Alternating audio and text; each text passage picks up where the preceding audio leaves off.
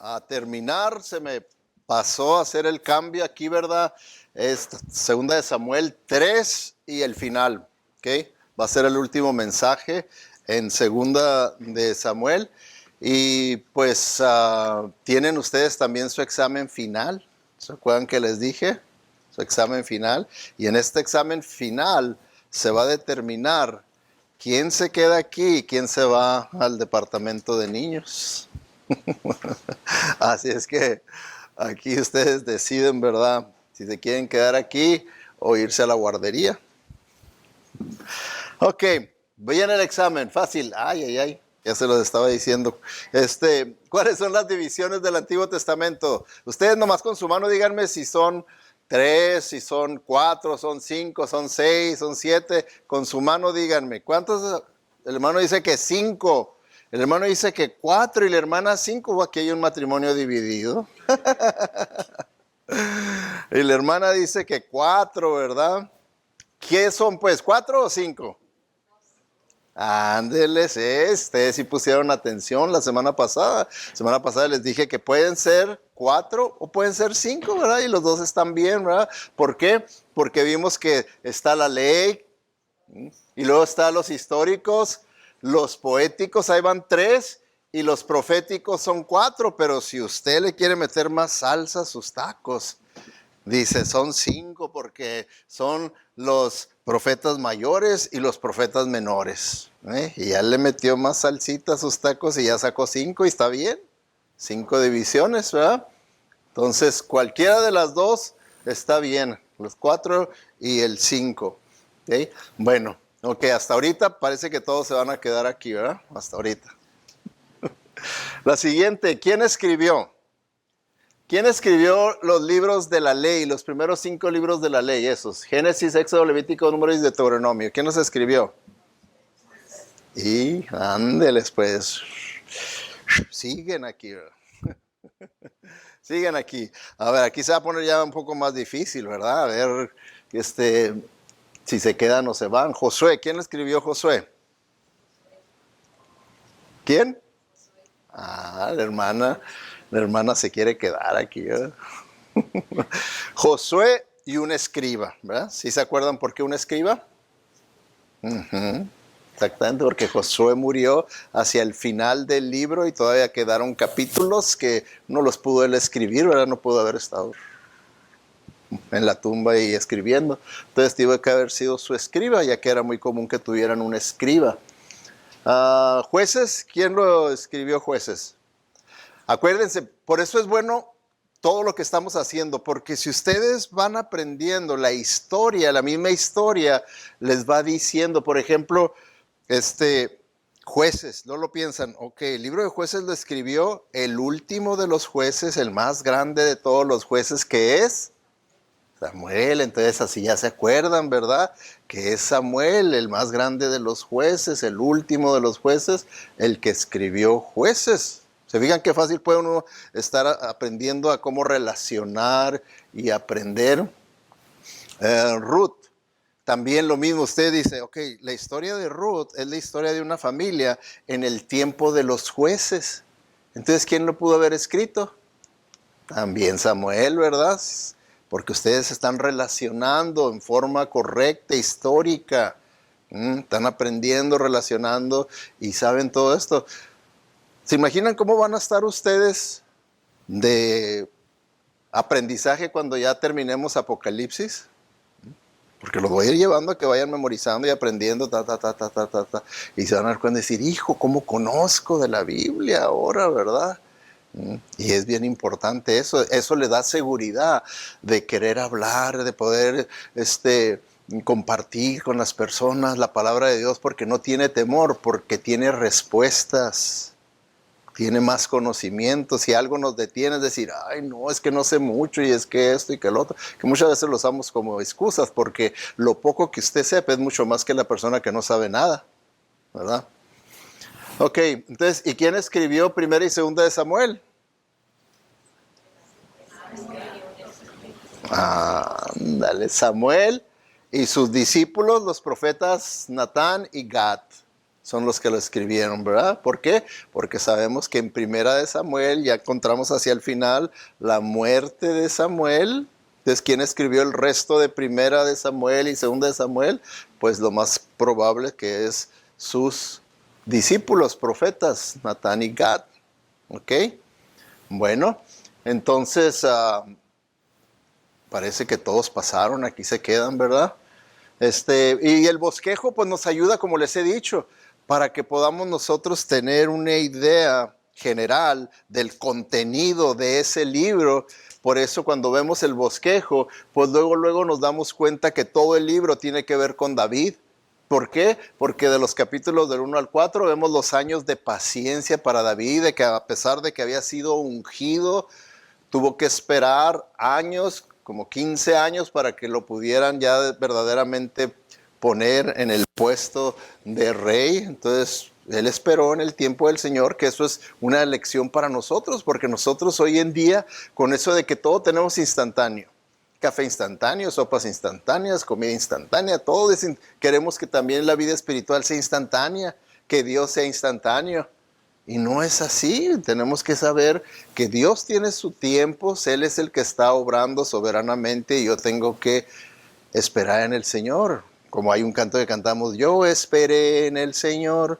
Entonces, debemos verdaderamente esperar en el Señor. Y luego vemos, ¿verdad?, los años prósperos de David, cuando ese reino de que primeramente, porque primeramente fue rey de una tribu nada más, la tribu de Judá, y una vez que vieron las otras 11 tribus, en la prosperidad y lo efectivo que estaba haciendo David como rey, porque Dios estaba con él, vinieron y le dijeron, David, queremos que seas nuestro rey. Y se unieron las 12 tribus y fue cuando David vino a ser rey de Israel, de todo Israel. Y empezó la prosperidad al punto de que llegó a ser la nación, el reino número 1 en el mundo conocido en aquel entonces y la más poderosa de todos, bajo David.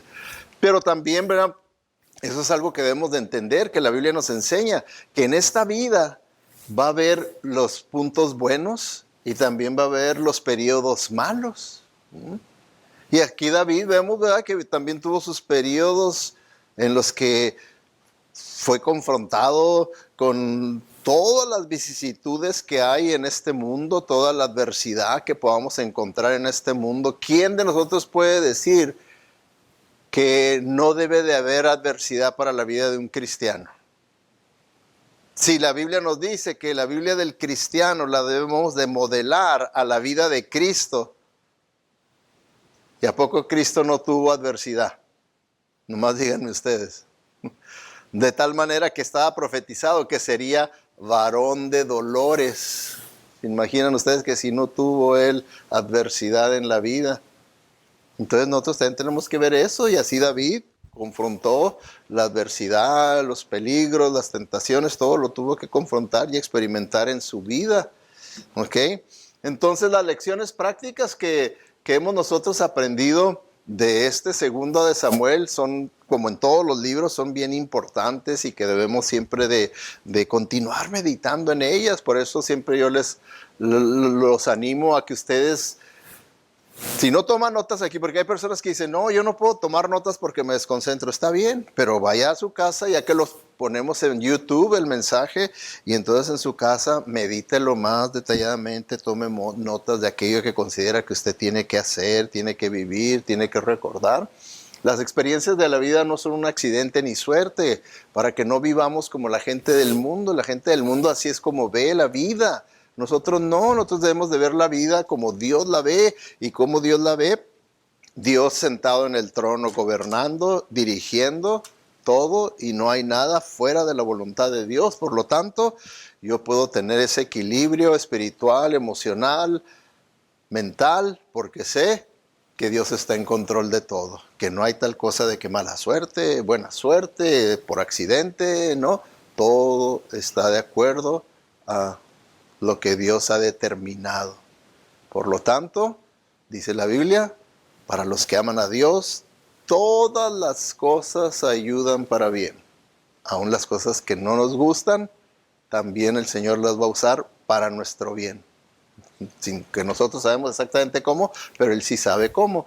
El potencial destructivo del sarcasmo lo vimos, ¿verdad?, en la esposa de David, que lo más seguro que ya era parte de su temperamento, su carácter, usar el sarcasmo a tal punto que en el momento de más gozo y alegría de David, ella se burló sarcásticamente de él, y eso fue la gota que derramó la copa, y dijo David: no más quiero nada contigo, y siguió siendo su esposa, pero en una separación en la cual dice la Biblia que ella nunca murió sin haber tenido hijos.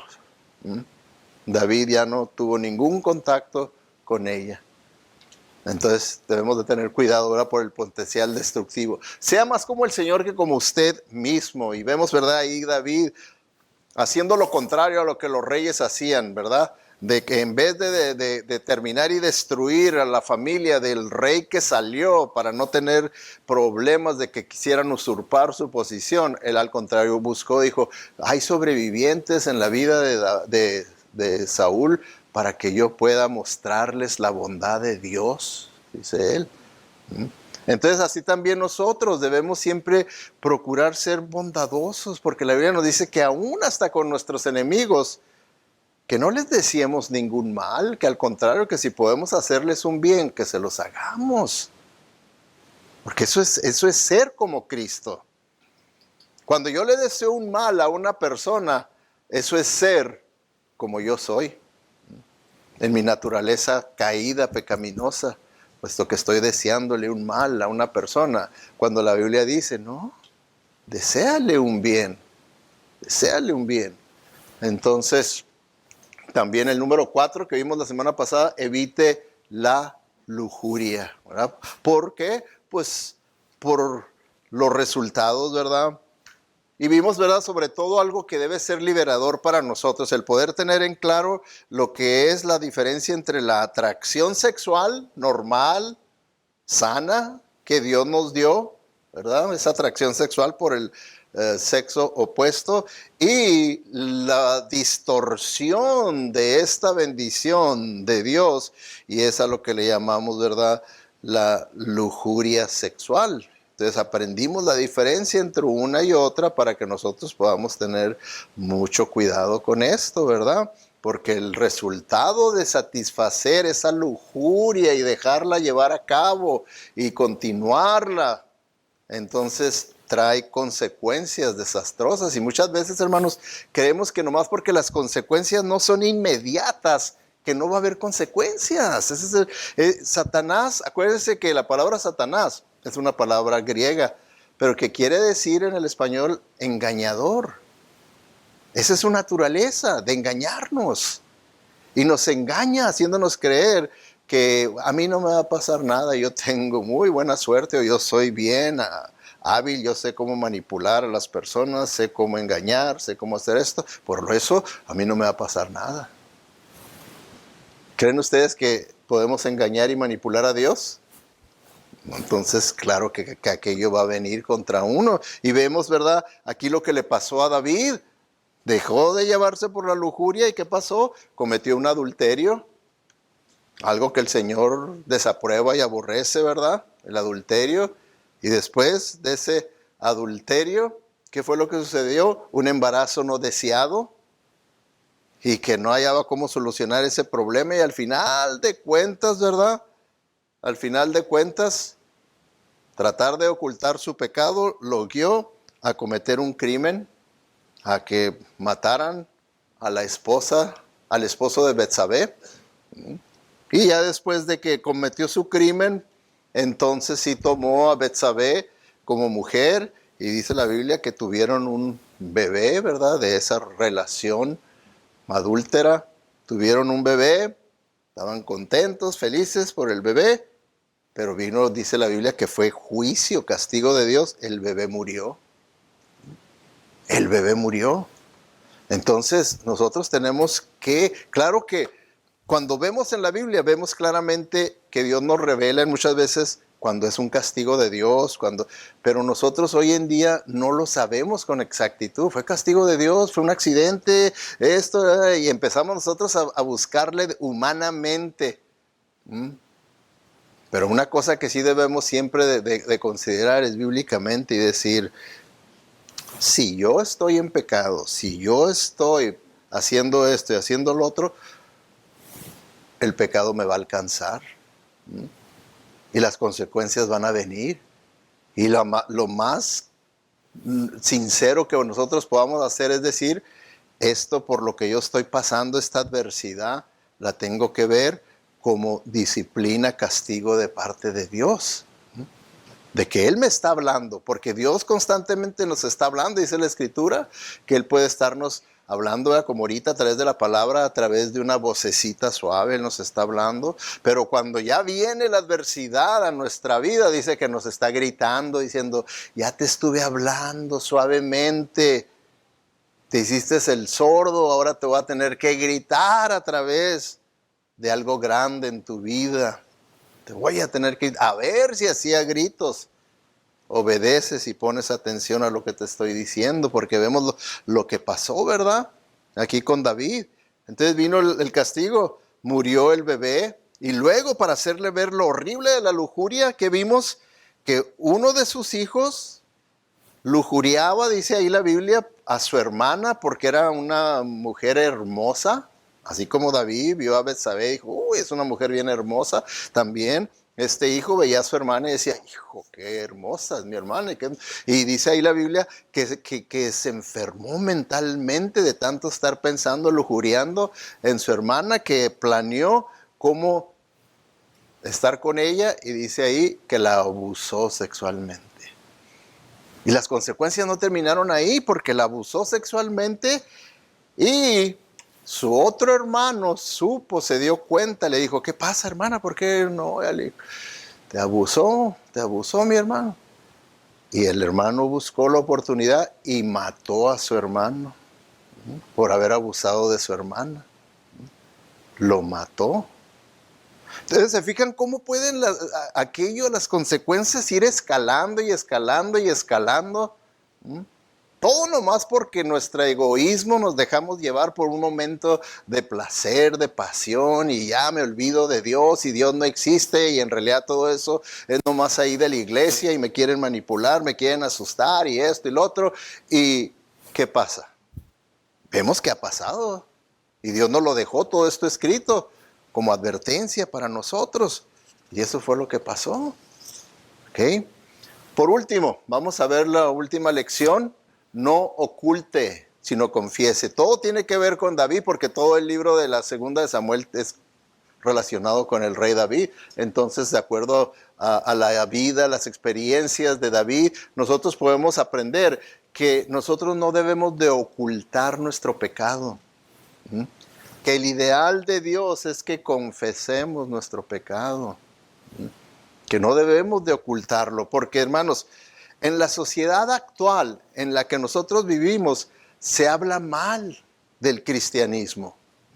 Se habla mal y no los culpo, ¿verdad? Como les he platicado, mi hermano, que él vive en Texas y él no es creyente, como yo era, él dice ser ateo, pero es soltero y tiene experiencias en la vida y me dice, ¿cómo ves, carnal, esta muchacha, esta mujer? Dice que es cristiana y me invita a la iglesia, pero pues está peor que yo de inmoralidad. Hasta me dice que soy muy aburrido. ¿Cómo la ves, carnal? ¿Será cristiana? ¿Tú qué sabes de eso? Y así repetidamente, ¿verdad? Experiencias que tiene él. Insiste en que vaya a la iglesia con ella, pero le digo, ¿para qué vamos a la iglesia si tú ni siquiera crees? Él mismo le dice, tú ni siquiera crees lo que dice la iglesia. ¿A qué quieres que vaya? Entonces, tenemos muy mala reputación. El cristianismo tiene mala reputación con la sociedad hoy en día, porque mucha gente que lleva el título de cristiano está viviendo en pecado.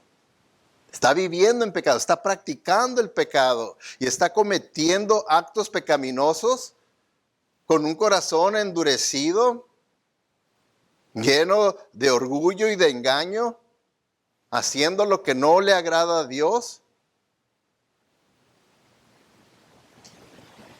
Pero en cambio lo que están haciendo, están encubriendo su pecado, lo ocultan manipulativamente, lo ocultan y ponen un frente de piedad, de espiritualidad, de entrega al Señor, de servicio al Señor. Ponen un frente cuando la realidad es otra. La realidad es otra. Entonces, ¿creen ustedes que ese sea el ideal de la vida, encubrir nuestros pecados y simplemente aparentar ser espirituales? Aparentar ser justos, aparentar ser piadosos. ¿Creen ustedes que ese sea lo que Dios desea de nosotros? ¿Quién creen ustedes que desee eso de nosotros? ¿Dios o Satanás? Satanás. ¿Para qué? Para traer el nombre de Cristo por los suelos. Para traer el cristianismo por los suelos. Para traer a las iglesias por los suelos. Y es cierto, ¿verdad? Muy cierto la reacción, como les digo, de mi hermano que dice, ¿para qué quieres que vaya a la iglesia si tú misma no crees? Si tú misma no crees. No hay poder en un testimonio de esa vida. Es un estorbo, es una piedra de tropiezo para los perdidos, esa clase de vida. Por eso es que el Señor nos advierte en Proverbios 28:13, dice, el que trata de ocultar sus pecados no tendrá éxito. No tendrá éxito, al Señor no se le va a escapar. Pero el que confiesa sus pecados, los deja atrás, encontrará misericordia. Entonces, cuando dice ahí no tendrá éxito, puede uno ponerle ahí, experimentará el juicio de Dios. ¿Qué prefiere usted, el juicio de Dios o la misericordia de Dios? ¿Qué usted prefiere usted en su vida? ¿Juicio o misericordia? ¿Disciplina o misericordia? Todos, ¿verdad? Queremos misericordia, todos queremos juicio, no queremos juicio, como nosotros mismos lo vemos con nuestros hijos. Cuando ya ven que ya viene el momento de juicio, que ahora sí, viene el castigo, viene lo que venga, ellos quieren misericordia. Dame una oportunidad más. Entonces, aquí el Señor nos está diciendo lo mismo. Si tú quieres misericordia, deja de ocultar tu pecado y confiésalo. No lo estés defendiendo, no lo estés ocultando, no lo estés...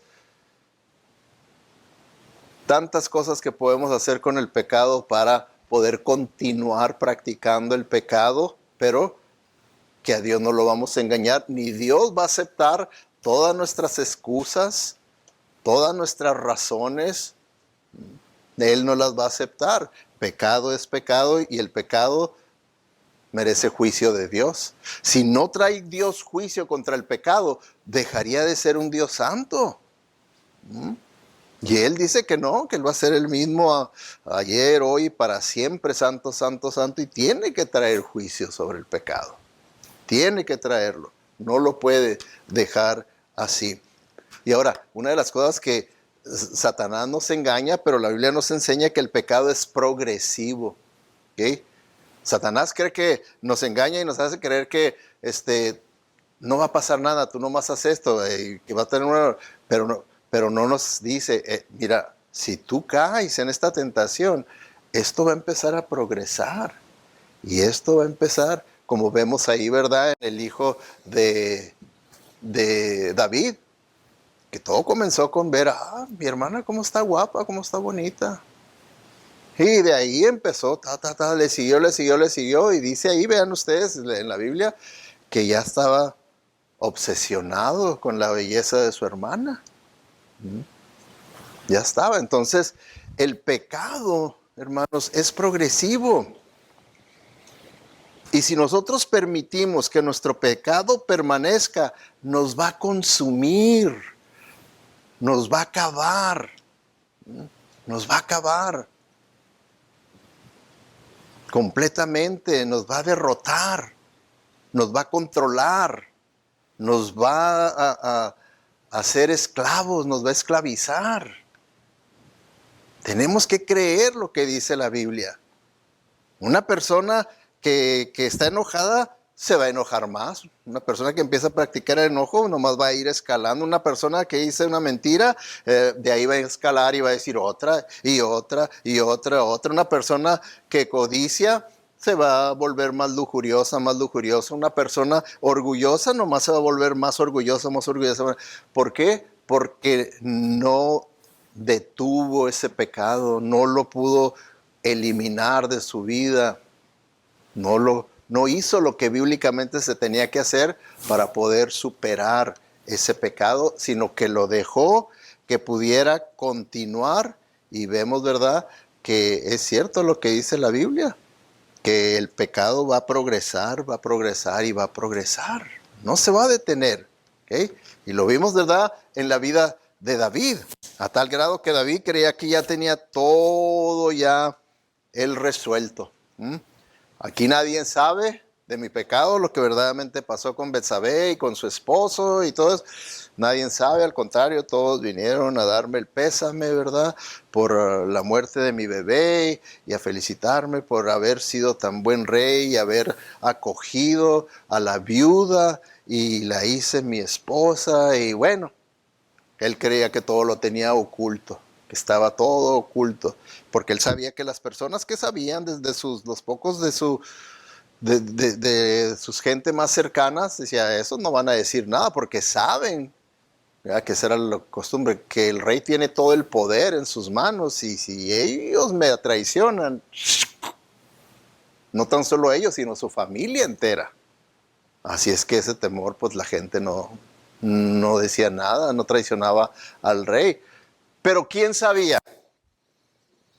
Dios sabía, Dios sabía. Y entonces Dios, como era común, ¿verdad?, en aquellos tiempos, Dios mandaba a los profetas a que fueran a confrontar al rey.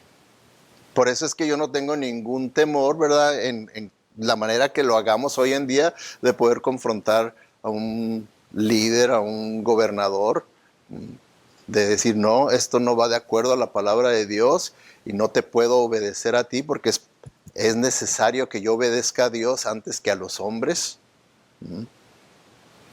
¿Por qué? Porque somos el pueblo de Dios, vivimos bajo el reino de Dios, primeramente. Entonces, Dios, eso es lo que hace con David, dice. Por lo tanto, el Señor envió al profeta Natán para que le contara a David la siguiente historia. Dice, había dos hombres en cierta ciudad. Uno era rico y el otro era pobre. El hombre rico poseía muchas ovejas y ganado en cantidad. El pobre no tenía nada, solo una pequeña oveja que había comprado. Él crió esa ovejita, la cual creció junto con sus hijos. O sea que esa ovejita no era para ser sacrificada y a ser cocinada, sino que ya era parte del hogar, era como un perrito para ellos, los niños, ¿verdad? Que querían mucho esa ovejita y ya era una mascota ahí en el hogar, esa ovejita. ¿Ok? ¿Y qué fue lo que pasó? Continúa la historia, ¿verdad?, en el versículo 4 y empieza a hacer una comparación. ¿Ok? Y entonces es ahí donde el profeta Natán le dice a David, ¿verdad?, el resto de la historia en el versículo 4. Dice así, cierto día llegó una visita a la casa del hombre rico, pero en lugar de matar un animal de su propio rebaño o de su propia manada, tomó la ovejita del hombre pobre y la mató y la preparó para su invitado. ¿Creen ustedes que eso fue justo? ¿Fue bueno? ¿Fue correcto? Entonces, fíjense cómo reacciona David. Dice el versículo 5, entonces David se puso furioso. Tan cierto como el Señor vive, juró, cualquier hombre que haga semejante cosa merece la muerte. Qué justo, ¿verdad, David? ¿Y qué fue lo que le dice el profeta Natán? Le dice, entonces Natán le dijo a David, tú eres ese hombre. Tú eres ese hombre. El Señor Dios de Israel dice, yo te ungí, rey de Israel, y te libré del poder de Saúl, y mira lo que andas haciendo. El Señor sabía todo. El Señor lo sabía todo. Y el Señor no vino a excusarlo y decir, yo sé, David, ¿verdad? Que pues hay mucha presión en tu vida y yo entiendo que esa presión pues trataste de reducir, ¿verdad? Con esta mujer y yo entiendo que es lo que muchas veces nosotros estamos tratando de excusar y excusar y excusar y buscar razones, pero Dios no excusa el pecado. Y Él no quiere que nosotros lo excusemos de ninguna manera. Él quiere que así como Él lo condena 100% todas las veces, quiere que nosotros lo condenemos también. Eso es lo que es confesar, condenarlo. ¿Okay? Condenarlo, condenarlo, condenarlo. Dice, tú eres ese hombre. ¿Okay? Tú eres ese hombre.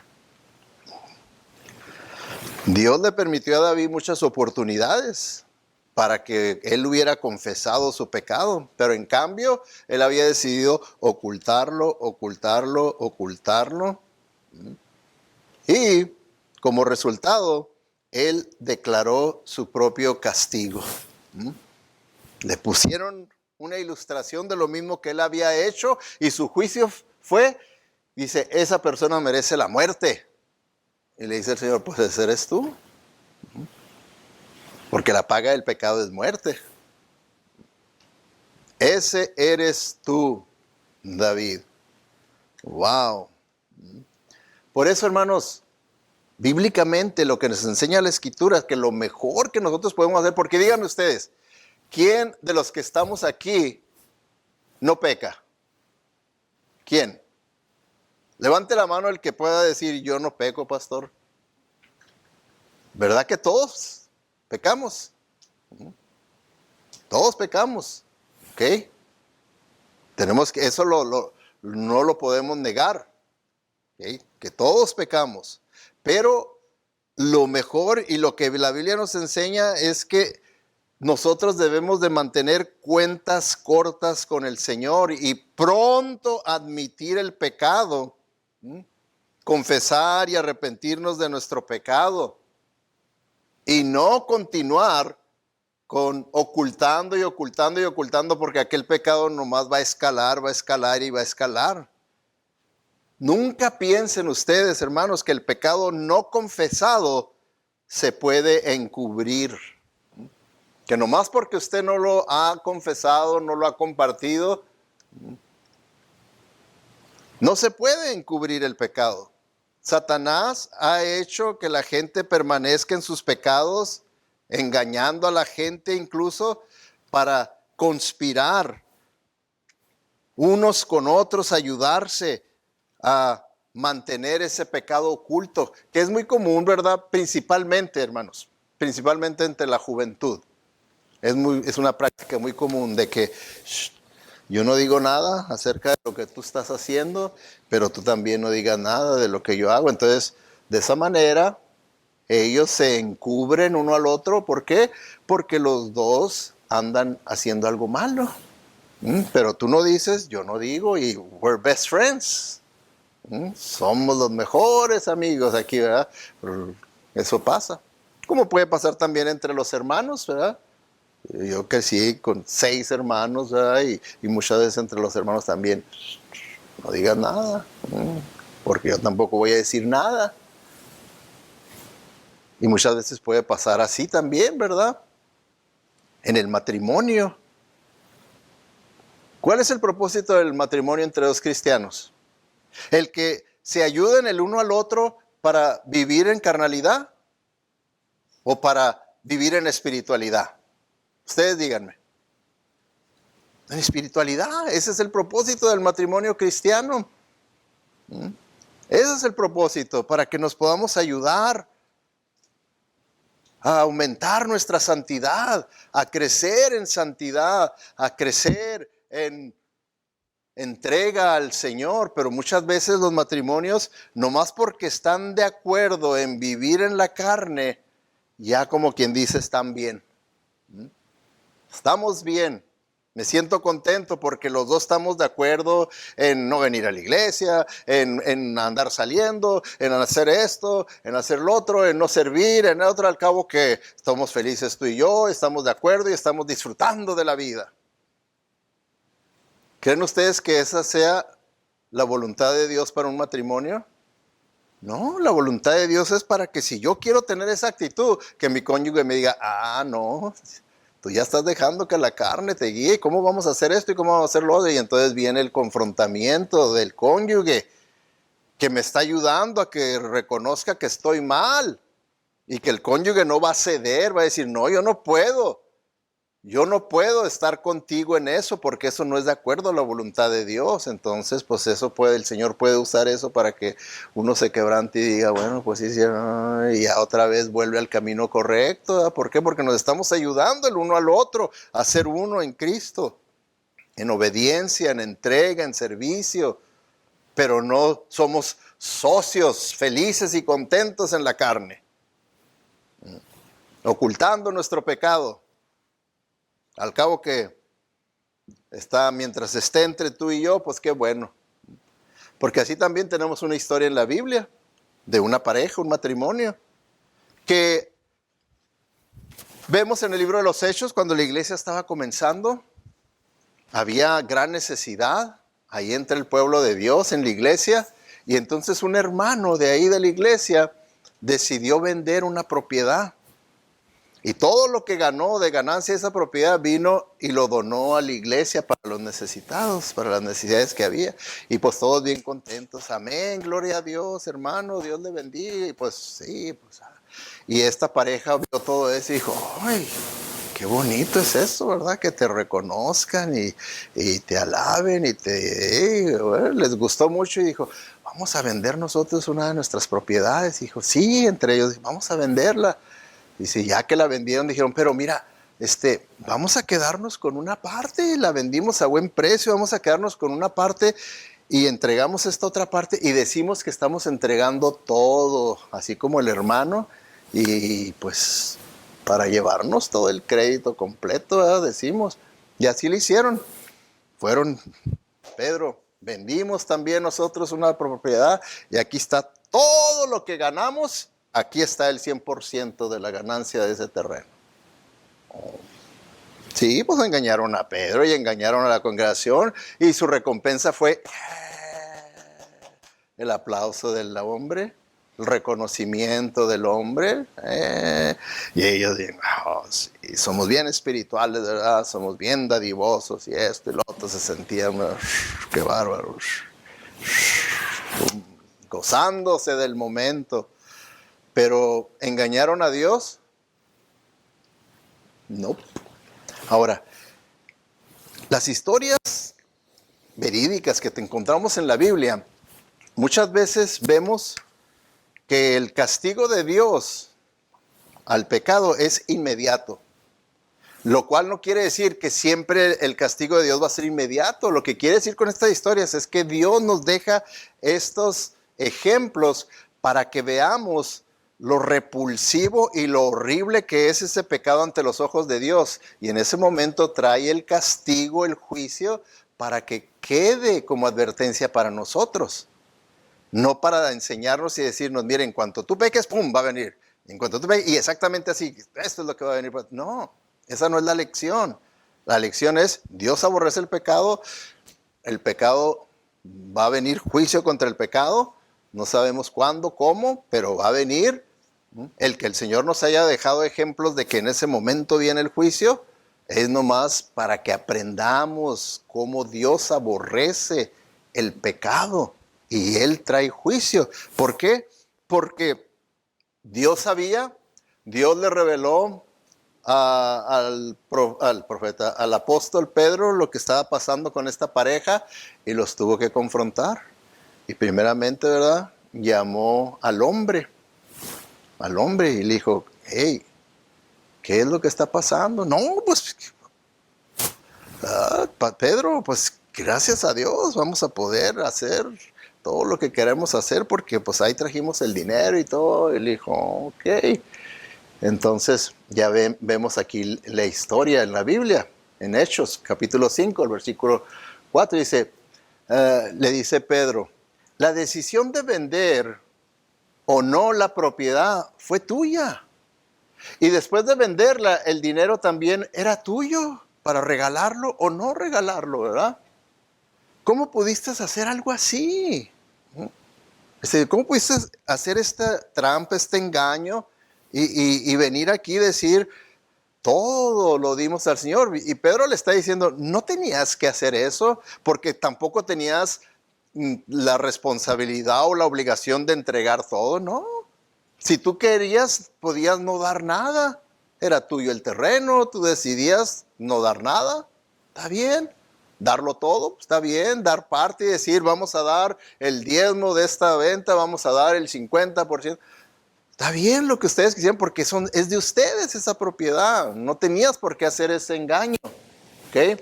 Entonces en el versículo le dice, en ese mismo versículo 4 dice, no nos mentiste a nosotros, sino a Dios. ¿Se fijan? Claro que sí, ¿verdad? Dice, sí, pues nos mentiste a nosotros, pero al final de cuentas, si tú crees que esa mentira fue exitosa, no, porque a Dios no lo engañaste. A Dios no lo engañaste. Esa mentira fue nada más contra Dios.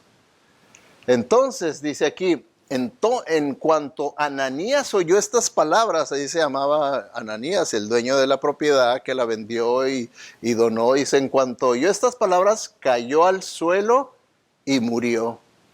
Y todos los que se enteraron de lo sucedido quedaron aterrados, vino el temor de Dios en sus vidas, es decir, wow, esto va en serio. Hay que tratar seriamente con nuestro pecado, porque con Dios no se juega, que esa es la lección que Dios quiere darnos, ¿verdad? Al permitir que esto sucediera, diciéndonos, tú no puedes jugar con Dios. Si no te ha venido el juicio de Dios es porque Él ha sido paciente nada más. Nada más porque Él ha sido paciente contigo. No abuses de la paciencia porque su paciencia tiene límites. Tiene límites. Entonces murió. Entonces ahora Pedro dice, les dice ahí a los jóvenes que estaban, ahora llámenle a su esposa. Su esposa no sabía lo de su marido, ¿verdad? Lo que había pasado con su marido ni nada. Se llámenle a la esposa y la esposa con la misma historia. Ay, no, sí, lo vendimos, nos pusimos de acuerdo mi esposa y yo en venderlo porque nosotros queríamos honrar a Dios y ayudar a los necesitados y vendimos esa propiedad que la teníamos planeada para nuestro retiro, para vacacionar, hacer una casa ahí y todo, pero no, nosotros, Dios es primero. Y la vendimos y todo el dinero lo trajimos. Y Pedro, ok, todo lo trajeron. Ok, bueno. Pero pues Pedro sabía toda la verdad, exactamente cómo habían sido las cosas. Y Pedro le dijo, ¿cómo pudieron ustedes dos siquiera pensar en conspirar para poner a prueba el Espíritu del Señor de esta manera? Pedro está diciendo, pero ¿cómo se atreven a hacer cosas así? Que no tienen ningún temor contra Dios, contra el Espíritu de Dios. Dice, los jóvenes que enterraron a tu esposo están justo afuera de la puerta. Ellos también te sacarán cargando a ti. ¿Qué les está diciendo? Lo mismo que le pasó a tu esposo, por hipócrita, mentiroso, les va a pasar a ustedes también. Te va a pasar a ti. ¿Y qué dice la escritura? Dice, al instante ella cayó al suelo y murió. Cuando los jóvenes entraron y vieron que estaba muerta, la sacaron y la enterraron al lado de su esposo. Consecuencias, doble funeral, por haberse puesto de acuerdo en mentir, engañar, encubrir su pecado. Entre ellos dos lo encubrieron. Doble juicio, doble juicio. Es por eso, ¿verdad? Que vemos, ¿verdad? Como en la vida de David, que Dios permitió a David, ¿verdad? Muchas oportunidades de que confesara y no lo hizo y pues vienen las consecuencias. Porque miren, esta paráfrasis lo que nos dice en Proverbios 28:13, la parafrasis del mensaje, dice, no puedes blanquear tus pecados y salirte con la tuya. No porque nosotros engañemos como ellos que quisieron blanquear su pecado y decir, oh, nos sacrificamos en vender esta propiedad que teníamos para dárselo todo al Señor. Blanquearon su pecado, pero no se pudieron salir con la suya. Así también nosotros. Por mucho que blanqueemos, engañemos, manipulemos y digamos y esto y lo otro, con nuestro pecado no nos vamos a salir con la nuestra. Tarde que temprano, dice la Biblia, tus pecados te van a alcanzar. Y qué duro y qué triste cuando eso sucede. Qué duro. ¿Por qué? Porque eso ya es el juicio, la disciplina de Dios. Y dice la Biblia, dura cosa es caer en manos del Dios vivo. Dura cosa es caer en manos del Dios vivo. Por eso, ¿cómo podemos evitar? Porque todos pecamos. ¿Cómo podemos evitar tener que caer en manos del Dios vivo en juicio, en disciplina? ¿Cómo podemos evitarlo? La Biblia misma nos dice que Dios es un Dios de gracia, de misericordia, pero esa gracia y esa misericordia de Dios no nos cubre a nosotros mientras estemos engañando. No nos cubre, eso es una falsa que Satanás nos hace creer y decir, pero Dios es un Dios de gracia, Dios es un Dios de misericordia, por lo tanto yo puedo seguir pecando. ¿Verdad que eso no es lo bíblico? No. Lo bíblico es de que sí, ¿verdad? La gracia, la misericordia de Dios viene a nosotros cuando nosotros tratamos con nuestro pecado a la manera de Dios. Y lo primero que se tiene que hacer es confesar. Confesar el pecado. Es como hoy en día en las mismas cortes. ¿Cómo le va mejor a un criminal? Cuando él confiesa su pecado y dice todo y exactamente dice quién estaba envuelto y todo, ¿cuándo le va mejor así? ¿Cuando él confiesa o cuando dice yo no voy a decir nada, yo no voy a decir nada? Y hay evidencias de que él estuvo envuelto en ese crimen. ¿Cómo le va a ir mejor? De acuerdo ahí con el juez, con la ley. Cuando confiesa todo. Hay personas que han cometido graves crímenes, pero como ayudaron y pudieron decir quiénes estaban envueltos, a esas personas ni un día en la cárcel, al contrario, les dan protección para que tengan una nueva identificación y los protegen y viven en otro lado, ¿verdad? Libres, bajo protección del gobierno, porque ayudaron a agarrar a otros que estaban envueltos en ese crimen. Principalmente pasa eso con los narcotraficantes. Entonces, la confesión vemos que tiene un gran poder para liberarnos. Confesar, por eso la Biblia nos enseña de confesar. Ahora, ¿qué quiere decir confesar? Dice, la confesión del pecado es la admisión de lo que hicimos y el acuerdo con Dios de que nuestras acciones o palabras fueron incorrectas, fueron pecaminosas. Ahora, se fijan, les estoy subrayando en amarillo dos palabras claves en cuanto al contenido de confesar. Una, primeramente, admitir. ¿Ok? Admitir. Es decir, sí, yo hice esto y esto. ¿Ok? Eso es admitir. Decir exactamente lo que yo he hecho pecaminoso. No ocultar nada. Admitirlo, decir esto y esto y esto. Y luego la segunda parte dice el acuerdo con Dios. Quiere decir, y ahora yo estoy de acuerdo con Dios que ese pecado que he admitido, lo veo igualmente como Dios lo ve. Lo considero igualmente como Dios lo considera. Porque cuando yo nomás admito, sí, Dios, he hecho esto y esto y esto y yo sé que está mal, pero es que tú sabes, Señor, mi situación y cómo yo fui esto y es que yo fui abusado y es que yo lo otro y empieza uno a buscarle excusas al pecado. Entonces yo ya no estoy haciendo lo segundo y yo ya no estoy acordando con Dios de ver mi pecado como Dios lo ve. ¿Ustedes creen que podemos convencer a Dios para que vea nuestro pecado de una manera más leve?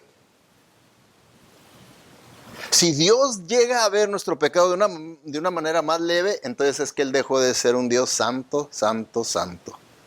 Santo con perfección. Dejó de ser.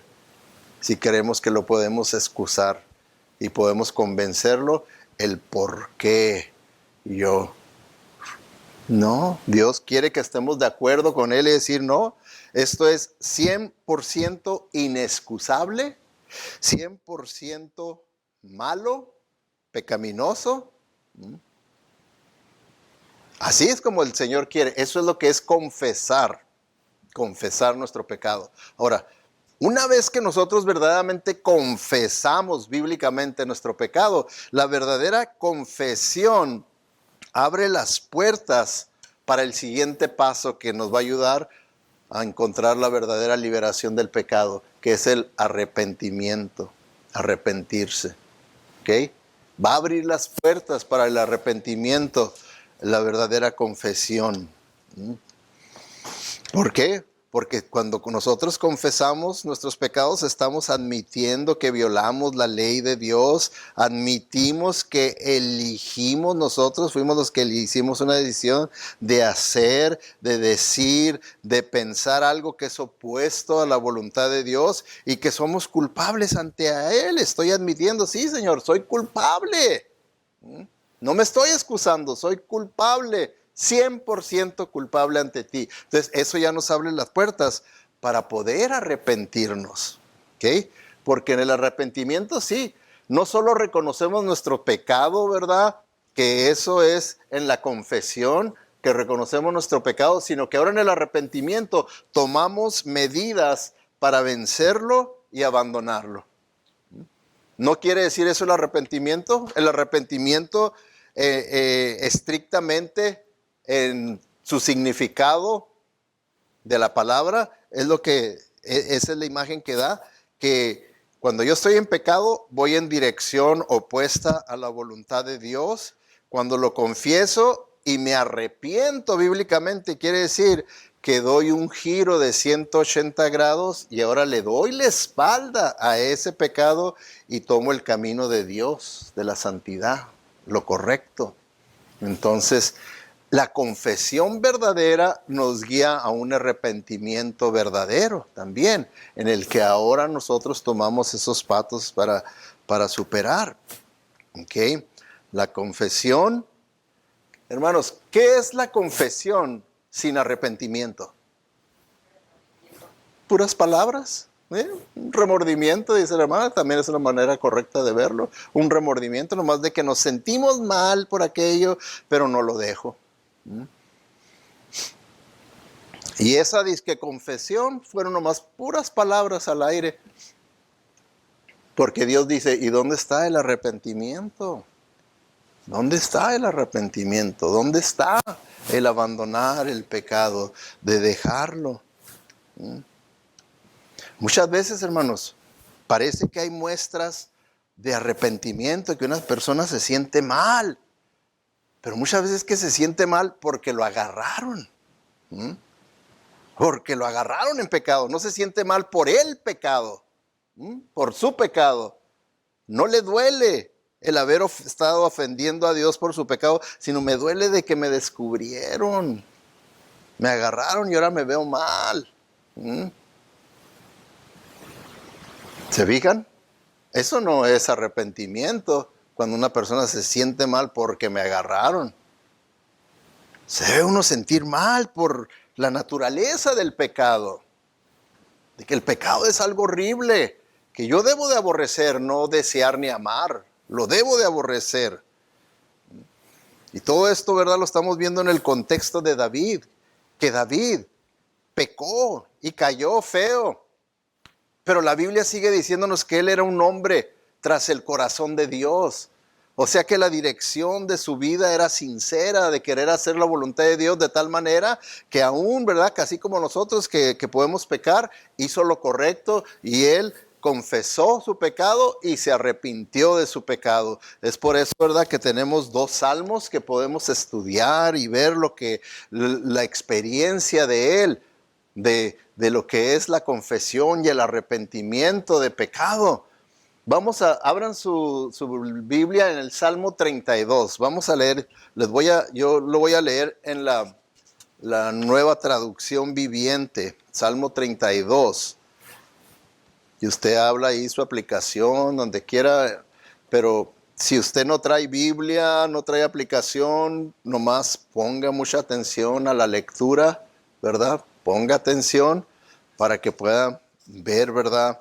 El corazón de David, de una persona que pecó gravemente, horriblemente, pero que también hizo lo correcto bíblicamente. Tuvo una confesión sincera, un arrepentimiento sincero, y entonces vino a su vida el fruto del perdón de Dios. ¿Listos? Versículo 1 dice, y acuérdense, es David el que está hablando, dice, oh, qué alegría para aquellos a quienes se les perdona la desobediencia, a quienes se les cubre su pecado. Por decir se les cubre su pecado, quiere decir que ha sido perdonado por Dios, por la gracia de Dios, y para nosotros con la sangre de Jesucristo ha sido cubierto. Versículo 2 dice, sí, qué alegría para aquellos a quienes el Señor les borró la culpa de su cuenta, los que llevan una vida de total transparencia. Versículo 3, mientras me negué a confesar mi pecado, mi cuerpo se consumió y gemía todo el día. Día y noche tu mano de disciplina pesaba sobre mí. Mi fuerza se evaporó como agua al calor del verano. Versículo 5, finalmente te confesé todos mis pecados y ya no intenté ocultar mi culpa. Me dije, le confesaré mis rebeliones al Señor. Y tú me perdonaste. Toda mi culpa desapareció. Por lo tanto, que todos los justos oren a ti mientras aún haya tiempo, para que no se ahoguen en las desbordantes aguas del juicio. Pues tú eres mi escondite, me proteges de las dificultades y me rodeas con canciones de victoria. El Señor dice, te guiaré por el mejor sendero para tu vida, te aconsejaré y velaré por ti. No seas como el mulo o el caballo, que no tienen entendimiento, que necesitan un freno y una brida para mantenerse controlados. Muchos son los dolores de los malvados, pero el amor inagotable rodea a los que confían en el Señor. Así que alégrense mucho en el Señor y estén contentos ustedes, los que le obedecen. Griten de alegría ustedes de corazón puro. Oremos, hermanos. Padre Celestial, te damos gracias, Señor, por estas verdades tan grandes, Señor, tan hermosas, de estas advertencias, Señor, que tú nos das, que son verdad y que son para nuestro bien.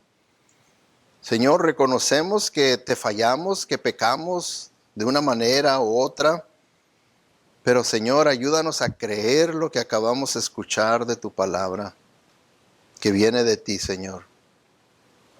Que es inútil ocultar nuestro pecado porque ante ti no hay nada oculto.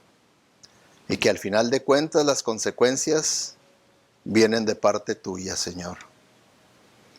Señor, que tampoco nos engañemos creyendo que nomás porque las consecuencias no han venido completamente sobre nosotros, que no nos va a pasar nada, que podemos continuar engañándonos, engañando a otros, practicando el pecado. Que verdaderamente creamos, Señor, que va a venir tu juicio, va a venir tu disciplina, Señor. Y que tú nos adviertes que es una cosa dura caer en manos tuyas, Señor. Que mejor caigamos en tu gracia, en tu misericordia, al confesar nuestro pecado, admitiendo claramente, sin ninguna excusa, lo horrible de nuestro pecado y estando de acuerdo contigo de que sí, Señor, es 100% malo lo que yo he hecho. No hay nada excusable, nada. Y así, Señor, podamos arrepentirnos, darle la espalda a ese pecado y seguirte a ti en obediencia. Sigamos en oración y voy a dar tiempo para que ahí en lo privado de su corazón, si usted tiene que confesarle al Señor su pecado, lo pueda hacer, ya que el arrepentimiento usted lo tiene que hacer allá afuera todos los días. Cuando viene esa tentación, no, no, decir no, no, eso es parte de un verdadero arrepentimiento. Mantenerse firme en lo que Dios le acaba de hacer ver que quiere de usted. Confiese su pecado.